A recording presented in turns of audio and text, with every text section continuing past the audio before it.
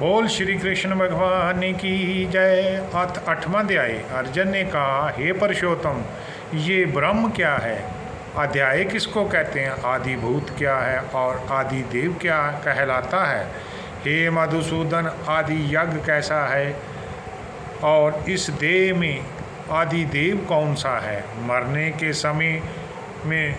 मरने के समय में स्थिर चित्त वाले लोग तुमको कैसे जानते हैं? श्री कृष्ण भगवान बोले, जो अक्षर अविनाशी और सबसे परम श्रेष्ठ है वह ब्रह्म है।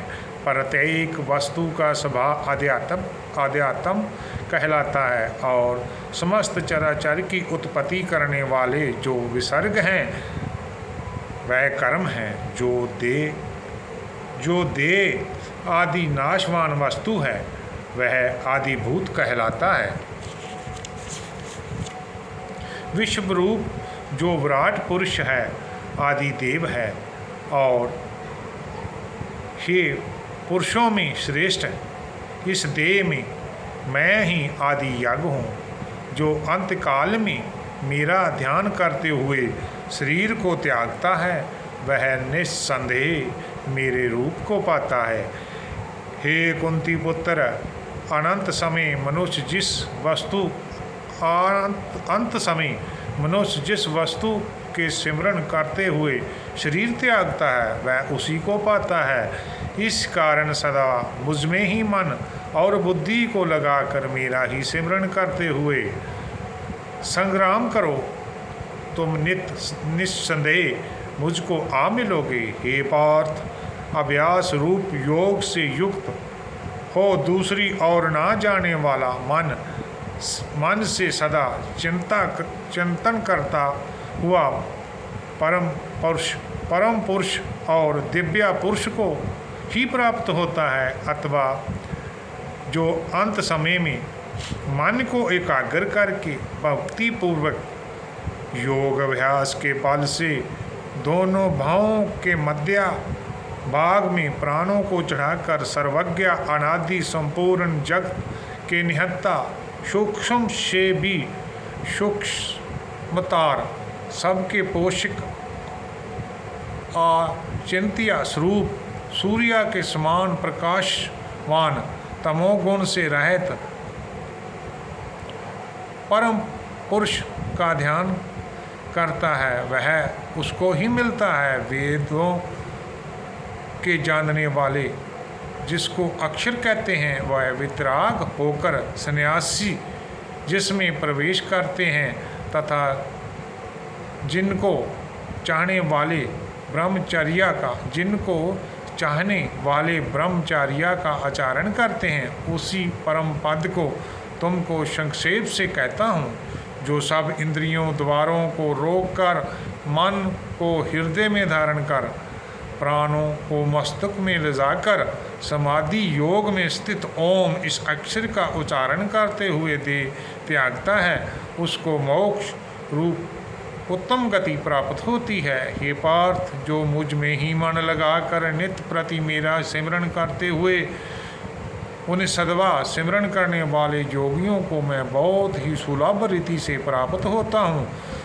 मुझको प्राप्त होने पर परम सिद्धि को प्राप्त करने वाले महात्मा गण फिर यहाँ जन्म धारण नहीं करते, जो नाशवान और दुखों का घर है। हे अर्जुन, ब्रह्मलोक प्रयत्नत जितने भी लोग हैं वहाँ से लौटना पड़ता है, परंतु मुझ में मिलने से फिर जन्म नहीं होता है। हजारों महायुगों का एक दिन होता है और हजारों महायुगों की एक रात्रि ब्रह्मा की होती है। जो इन बातों को जानते हुए जिन बातों को जानता है वह सब ज्ञाता है। ब्रह्मा का दिन होने पर अव्यक्त से अव्यक्तियों का उदय होता है और रात को उसी में लीन हो जाते हैं। ये पार्थ, समस्त चराचर वस्तुओं का ये समुदाय दिन में बार बार उत्पन्न होकर रात्रि में आवागमन में लीन हो जाता है। इस अवयुक्त से परे दूसरा सनातन अवयुक्त है, जो इन सब को नष्ट होने पर भी कभी नष्ट नहीं होता। उस अव्यक्त को ही अक्षर कहते हैं। वही परम गति है, जिसको प्राप्त कर फिर संसार में नहीं जन्मते। वह मेरा परम धाम है। हे पार्थ, जिसके अंतर्गत सब प्राणी हैं और जिसने इस समस्त जगत का विस्तार कर रखा है, वह श्रेष्ठ पुरुष अन्य भक्ति से ही मिलता है। हे भारतषम, जिस काल में योगी राज देह को छोड़कर फिर नहीं लौटते, जिस काल में लौट आते हैं, अब वह बतलाता हूँ। जिस काल में अग्नि प्रकाश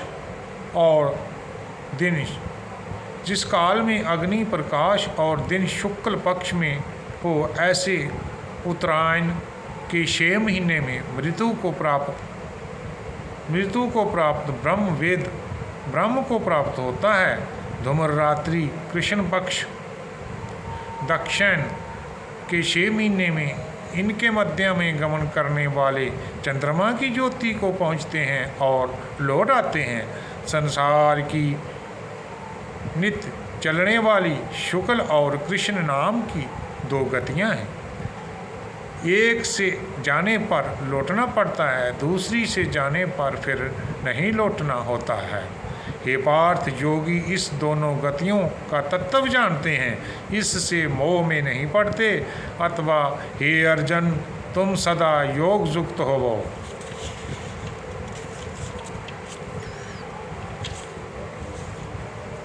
वेद, यज्ञ, तप और दान में जो पुण्य फल बतलाए गए हैं, योग में उस सब से अधिक ऐश्वर्य प्राप्त है और सर्वोत्तम आदि स्थान पाता है। बोल श्री कृष्ण भगवान की जय।